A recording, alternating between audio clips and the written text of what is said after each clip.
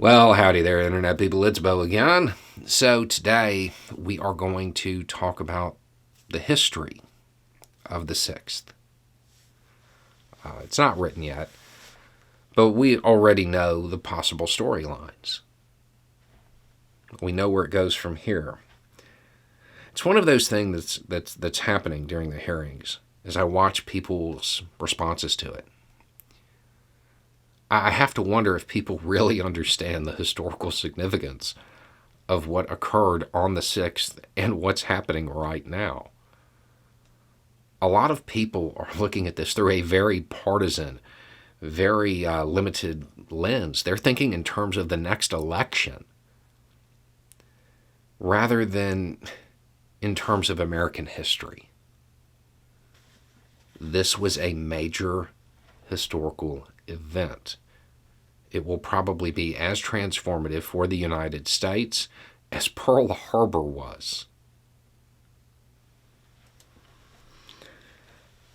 And I don't know that people are really viewing it that way.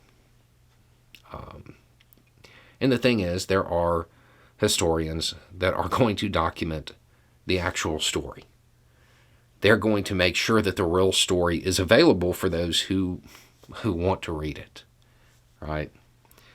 In fact, on Twitter, you could follow it. Hashtag HATH, historians at the hearings. But the thing is, that's the history that will be written, recorded, and read by a very limited number of people. Because what will be remembered isn't American history, it's American mythology. Because we, as a country, tend to personify events. One person, right? And that's how we remember stuff. Who charged up San Juan Hill? Those who know the answer just said Teddy Roosevelt. Name any of the other more than 8,000 Americans that were involved in that battle. Probably can't. I mean, Teddy wasn't even in command. But that's American mythology, right? This will be no different. The real history will be there. It'll be recorded. But in the public's eye, for most people, it will be the story of one man. And it's not Donald Trump. We don't tell the story through the eyes of the villain, right? Who's the hero? Who will be remembered as the hero in one of the possible futures, one of those histories that is written? It's Mike Pence. You may not like it, it doesn't matter.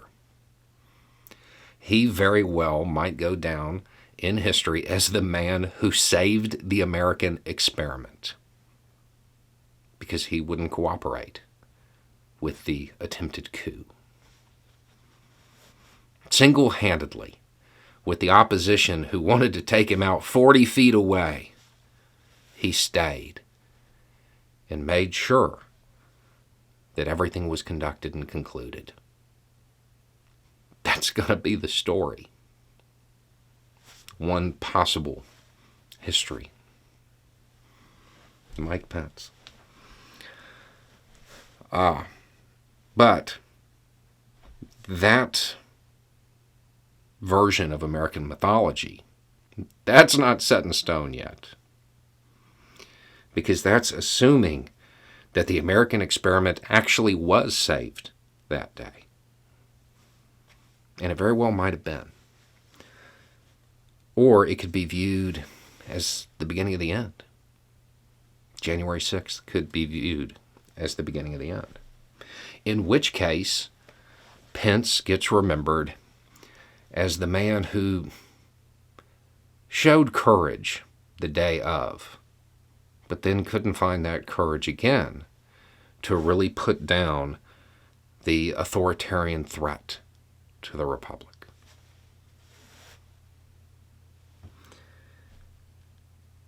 History is not done with Vice President Pence. His story will either be one of heroism and courage or one of sporadic completion of duty. His story, his narrative of that day is critical. He has to tell the American people what happened with no spin. He has to explain why he wouldn't leave with the Secret Service. And just so you know, there's more than one possible answer to that, none of which paint him in a bad light. I mean, as much as most of the people who watch this channel don't want to give credit of any kind to Pence, had he gone the other way, I would be willing to bet you wouldn't be watching YouTube right now. I don't think Americans understand how close we were, really. And mythology aside, the fact that it didn't spiral out of control really does have a lot to do with Pence. But history still has its eyes on him. He still has more to do. He has to explain what happened. He has to tell the American people why it was so important to get it done right then. Why it was so important to make sure that everything that was supposed to happen on the 6th happened on the 6th. Why he couldn't leave, despite the risk. I mean, understand, people are making a big deal about him possibly being worried about what might happen if he got in the car. I imagine he's probably pretty worried about what would happen if he stayed. There were other ways to leave, and he didn't.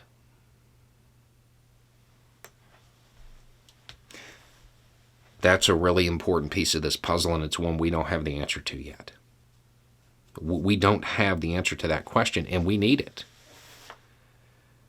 This is an event that it will be way more than just a couple paragraphs in the history books. And Pence gets to write his character. He gets to explain exactly what happened, but he has to do it in public. Memoirs or a book later, it's not going to cut it. Because the path that is laid out for him, it's one of driving those final nails into that rising tide of authoritarianism. And he's in a position to do it. But he has to show the same amount of courage he showed on the 6th. He can't stop now. He's through the door. If he doesn't, and there is no accountability, there is no message sent, they will try again. And maybe next time, the person who has to make the decision, the person who is standing in their way, decides to go along with it. Anyway, it's just a thought. Y'all have a good day.